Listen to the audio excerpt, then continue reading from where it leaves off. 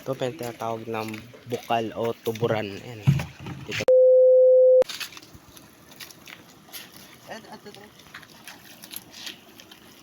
Ayan. Ito pa yung bukal na binigay ba namin dito. Pakita mo.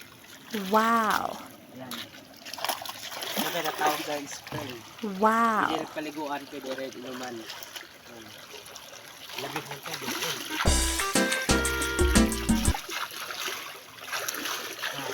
Pwede rin inuman, pwede rin liguan. Wow. Ayan, dami kami galing na dala. Ayan, igihan. Ayan, bakit na. Ayan, dito rin naakyat.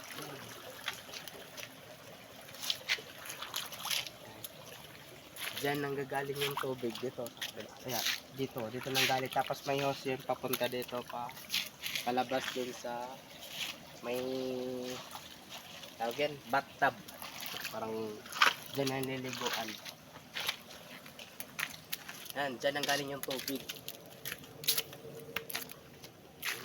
Ayan, dito nanggaling yung tubig. Ayan, dito.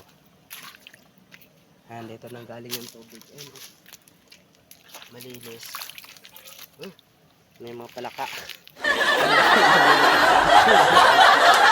Ayan, na malaking palaka. Oh, dyan po, ayan. Isa dito. Dito, mainom. Mainom pero may mga palaka yan. Palaka, dahil isda. Wait, na yan, dito. Ito naman yung kanang tubig. Ayan. Pakita, ayan. Dito yan dati yung tubig. Nilagyan na ng simento. May mga palaka o isda ba yan? Palaka. Wild. Ay, wala na pala to. Iba na yan, iba na yan. Sa labas na yan, nandito lang pala yung taman. Ayan, dito may guhit. Tapos, ito naman, gaspiak naman. Staka ng tubig. Wow. Ito naman sa kabila yung ilog. Doon. Ayan, solar lang ito na ginagamit. Tapos, paakyat sa taas. Wow. Yan, dito yung kinukuha namin ng tubig. Ayan, solar din yung ginagamit doon sa taas.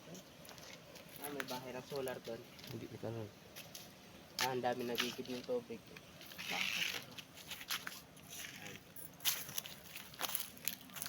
Yan, kita nilawaan.